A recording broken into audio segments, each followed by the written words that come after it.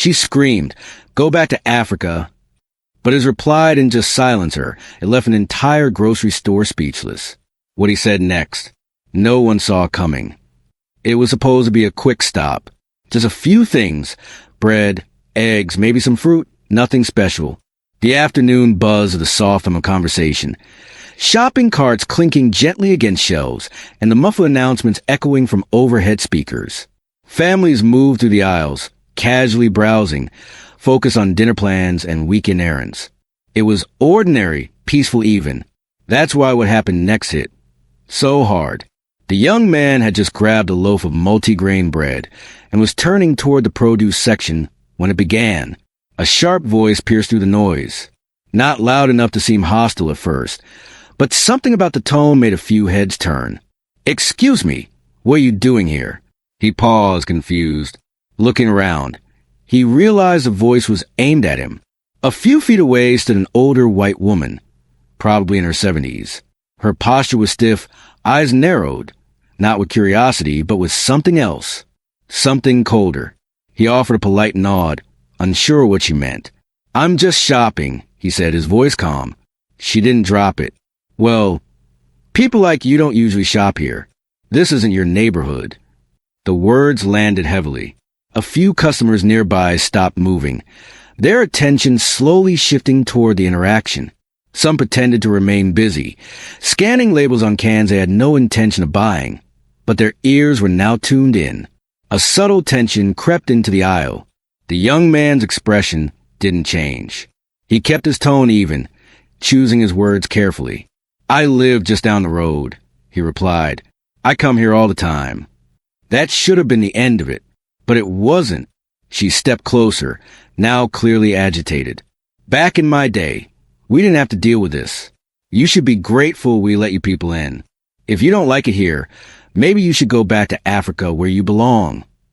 And just like that, everything stopped. A silence dropped over the aisle, heavy and immediate. The subtle sounds of shopping disappeared. A mother nearby instinctively pulled her child a little closer. An elderly couple looked up from their cart. Even the store associate stocking shelves froze. Time seemed to suspend itself in the space between her words and the collective shock that followed. It wasn't just what she said, it was how she said it. With confidence. With entitlement. As if her insult were a simple statement of fact. No one moved. No one spoke. All eyes were now on the young man. He didn't flinch. He didn't step back or raise his voice. He didn't even look angry. What he did was something no one expected. He took a breath. In that moment, it would have been so easy, so understandable, for him to respond with rage, to yell back, to meet hate with hate. Many bystanders braced themselves for a confrontation. Some looked away, too uncomfortable to keep watching. Others still reached for their phones, already anticipating a viral shouting match. But it didn't come. What came instead was something else entirely. Before he even spoke, his composure said more than words ever could. There was a quiet strength in the way he stood, shoulders relaxed, eyes steady. He wasn't going to match her ugliness. He was going to rise above it. People waited. The woman, too, stared at him, almost challenging him, expecting him to lash out. Her arms were crossed, jaw clenched. She was ready for a fight. But what she got was grace. Though he hadn't spoken yet, the atmosphere had already shifted. Some in the crowd began to feel it. This wasn't going to be a scene. This was going to be something different. And no one, not even the woman who started it, was ready for what was coming. By now, more shoppers had gathered quietly, drawn by the emotional gravity of the moment. Carts were left unattended. Baskets hung loosely in hands. Even the music playing softly over the speakers seemed distant. All attention was focused on him. He looked at her, not with hate, but with something closer to sorrow. And as he opened his mouth to speak, the air in the store felt electric, like everyone knew they were about to witness something they'd remember for the rest of their lives. But that would come in the next moment. Right now, in the frozen silence of aisle 5, what hung in the air wasn't just one woman's hate. It was a test of dignity, of restraint, of what happens when one person's ignorance crashes headfirst into another person's strength. And everyone was watching. He looked at her, not with anger, but with something far deeper. His voice, when he finally spoke, was calm and deliberate, quiet enough to remain respectful, but clear enough that every person within earshot could hear each word. He didn't raise his voice. He didn't curse. He didn't return her insult. Instead, he told a story.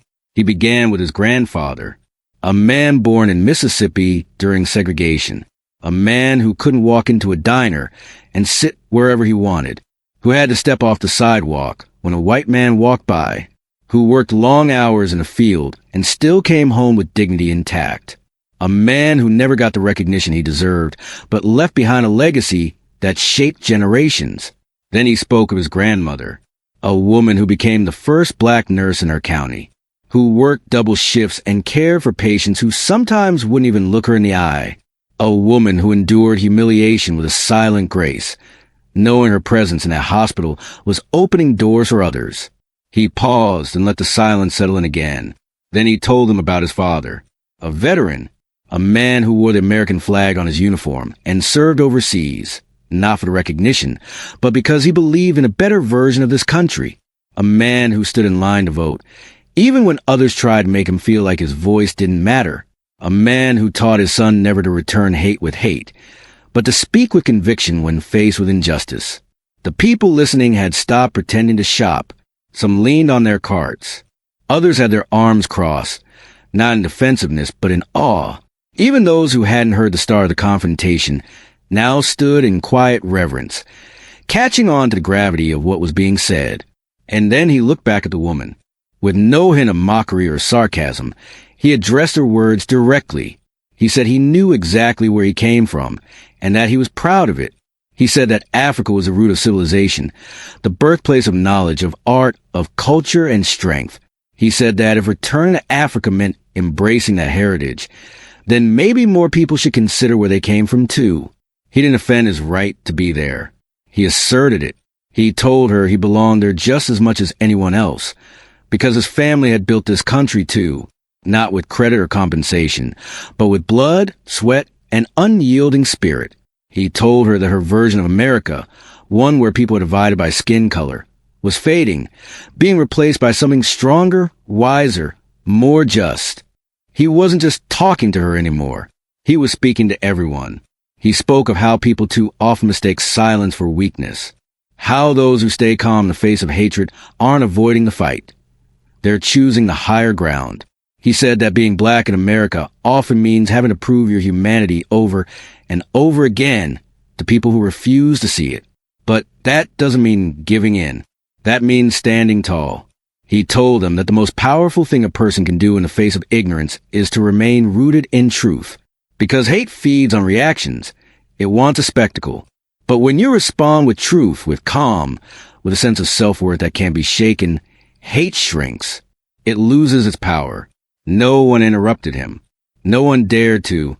He wasn't preaching. He wasn't trying to win an argument. He was speaking from the heart. And in doing so, he dismantled her insult without once lowering himself to her level. And still he wasn't done. He ended with a simple truth. I don't need to go back to Africa. I've never left it. Africa lives in my skin, in my history, in the rhythm of my voice. But I also live here. My family built this country with their bare hands. And I'll keep building it with love, not hate. The store was still. The tension that filled the air just moments earlier had shifted. What remained now wasn't discomfort. It was awe. Even those who had initially expected a heated argument were caught off guard by the power of his restraint, by the force of his dignity, by the weight of his words. The woman who had shouted the slur stood silent. Something in her expression changed. The certainty she had walked in with was gone, replaced by something harder to name. It wasn't shame, not yet, but maybe the first spark of reflection. Around her, a ripple of quiet respect began to spread. Not just for the young man, but for the strength it takes to meet hate with honor. He hadn't shouted. He hadn't retaliated. But he had won. Not just the argument. The moment. And everyone there knew it. He began to talk about legacy. Not just as a concept, but as a living force that shaped who he was. The people in his family were not defined by wealth or fame, but by values. perseverance, dignity, and quiet defiance. They didn't rise by shouting louder. They rose by standing firmer. That legacy wasn't just something he had inherited. It was something he lived every single day. He told them about his great-grandfather, who had been born into the final years of Reconstruction and lived through the horrors of Jim Crow. A man who couldn't read until he was in his 20s because no school would admit him, but who eventually taught himself and became a deacon at his church. He used to say that education was freedom's twin. Even when the world denied him access, he carved his own path. That same man built a one-room home with his own hands and raised 6 children with his wife, never once asking for pity. He taught his family that their dignity wasn't something anyone could take. It was something they carried. He shared how his grandmother, as a young girl, had to walk 5 miles to school every day because the buses were reserved for white children. How she would carry her shoes to keep them from wearing out too fast, only putting them on when she reached the schoolhouse. She eventually became the first black woman to teach in her town's segregated school system, and later, the first to integrate the staff of a previously all-white school. She endured stares, insults, and even threats, but she never quit. She used to tell him, "Never let someone's ignorance make you forget your worth." He talked about how his mother grew up during the tail end of the civil rights movement, how she had been only 9 years old when she saw Dr. King's funeral on a black and white television. How that image never left her. She went on to become a lawyer, not because she loved arguments, but because she loved justice. She believed laws were tools, not weapons. She taught him to speak truth even when his voice shook, and to fight for others even when no one was fighting for him. He shared how his father, who joined the military in his teens, once spent 2 years deployed overseas, only to return to a country where he was still followed in stores and pulled over for fitting a description. But that never broke his faith. He believed America could live up to its promises, even when it hadn't yet. He wore his uniform with pride, not to seek validation, but to serve as a symbol of hope for what the country could be. He taught his son that patriotism doesn't mean pretending the problems don't exist. It means loving your country enough to want to be better. And then he talked about himself, how he grew up hearing these stories not as distant history, but as part of his daily life. How he watched his parents endure microaggressions with grace, how they corrected ignorance with knowledge, and met dismissal with excellence. He spoke of what it meant to be raised with the burden, and the blessing of knowing who you are, even when the world tries to tell you otherwise. He described the strength it takes to keep your head high when people expect you to bow it, the patience it takes to explain your humanity over and over again, the courage it takes to walk into rooms where you are the only one who looks like you, and still speak with confidence. But more than that, he spoke of pride, not the performative kind, but the deep, quiet kind that anchors you. The pride of knowing your ancestors survived things others couldn't imagine. The pride of knowing that your presence, your very existence, is a continuation of a fight they never stopped fighting. The pride of knowing that you carry more than a name, you carry a legacy. He reminded them that legacy is not just about the past. It's about what you do with what you inherit. He had inherited resilience, faith, determination, and he intended to pass that forward stronger. He told them that he would raise his children to know their history, not as a wound, but as a wellspring. He would teach them that their identity is not a threat. It's a badge of honor. Every insult hurled at him, every sideways glance, every barrier placed in front of him only deepened his commitment to rise higher. Not to prove his worth, because his worth was never in question, but to make sure that others like him never had to explain it again. He ended by saying he didn't carry anger in his heart, because anger burns quick and dies fast. What he carried was purpose. What he carried was strength. What he carried was the unshakable knowledge that he belonged, not just in that grocery store, but in every space he walked into, not because someone allowed it, but because his ancestors had earned it. What happened in that moment didn't end with one man's response. It began something much greater. His words, calm and unwavering, didn't just challenge a racist insult. They shifted the atmosphere. People weren't just listening. They were reflecting. That grocery store became more than a place of transactions. It became a place of transformation. And while the confrontation may have lasted only a few minutes, The ripple effect stretched far beyond those walls. Witnesses began to process what they had seen and what they had failed to see in their daily lives. For some, it was the first time they truly noticed how subtle racism can surface in public spaces. It wasn't always shouting or violence. Sometimes it was in the assumptions, the side glances, the silence when injustice happened right in front of them. His response held up a mirror to those watching, forcing them to ask where they stood in moments like this. Were they silent bystanders or active participants in the kind of world they wanted to live in? People who had always believed themselves to be not racist began to realize that neutrality in the face of hate was never enough. They saw how courage didn't always wear armor. It sometimes looked like calm, measured truth spoken at the right time. His dignity did what shouting never could. It pierced through indifference. It made it impossible to walk away unchanged. There was also the impact on those who related to him. Young black children who saw the video online or heard about the story through family or friends now had a new example of strength to follow. For them, it wasn't just a tale of man defending himself. It was a story of pride, identity, and owning your history. It showed them that they didn't have to shrink in the face of hatred, that they, too, could meet ignorance with wisdom and leave a mark far more powerful than any insult. Parents used the story as a teaching moment. Conversations were sparked around dinner tables that might not have happened otherwise. Teachers referenced the incident in classrooms to talk about racial bias, courage, and civil discourse. It wasn't just a drama of the moment that made it meaningful. It was the grace with which it was handled. That grace turned a painful encounter into a blueprint for how to rise above cruelty without losing one's self-respect. Even those who had once shared the woman's bias found themselves shaken. Some began to question what they had been taught about race, about belonging, about who gets to call this country home. His response didn't come with accusations, but it dismantled prejudice with such clarity that denial became harder to cling to. He didn't shame them. He showed them something better. And sometimes, that's even more effective. The woman who started it all wasn't immune to that ripple either. While her reaction in the moment remained uncertain, the echo of his words would follow her long after. Because no one walks away from a moment like that untouched. Not when dignity is met with hate and dignity wins.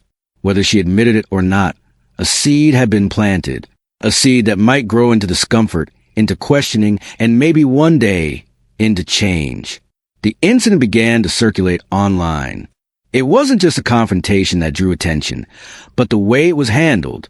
People from all walks of life shared the clip, the quotes, the message, not out of shock, but out of admiration, out of hope, out of the desire to be that composed, that thoughtful when it really counts. It reminded people that power doesn't always come from position or privilege. It can come from clarity, from history, from the ability to speak without needing to shout. In a time when social media often rewards outrage, his restraint stood out. It became an example not of passivity, but of power under control. His story offered proof that you don't have to conform to stereotypes to defend yourself, that you can stand up without stooping down. And that standing up doesn't just help you. It helps everyone who watches you, who learns from you, who realizes that courage can look like quiet strength. What began as an insult meant to demean became a moment that uplifted. It uplifted not just a man himself, but the ideals he represented, heritage, resilience, wisdom. It reminded people that hate may speak loud, but truth echoes longer. That prejudice might get attention, but grace earns respect. His story continues to be told, not because it ended in conflict, but because it ended in growth. Because it revealed that the real battle isn't in the insult, it's in the response. And when that response is rooted in dignity, it doesn't just silence ignorance. It inspires change. Long after the crowd dispersed, long after the store returned to its routine, his words remained. In conversations, in classrooms, in hearts. That day, he didn't just stand up for himself. He became a reminder that our history is not a burden, but a backbone. And when we carry it with pride, we give others the strength to do the same. And that was a moment when hate was defeated, not with anger, but with dignity. That young man showed us all that the power of calm, truth, and character can silence even the loudest ignorance. His story wasn't just a response to racism. It was a mirror, one that made every witness and now every viewer take a long look at themselves. In life, we all face moments where we have to choose, stay silent or stand tall. He reminded us that sometimes the most powerful stand is the quietest one. That real strength isn't in how loud we react, but in how deeply we hold on to who we are. If this story moved you, if you felt something shift in your heart, share this video. Someone else might need to hear these words. Someone else might need this reminder of grace. Subscribe for more true stories that reveal the power of humanity, courage, and hope. Thank you for watching. And remember, never let anyone tell you that you don't belong. You matter. Your voice matters. Your story matters. We'll see you in the next video. Until then, walk with truth. Speak with dignity.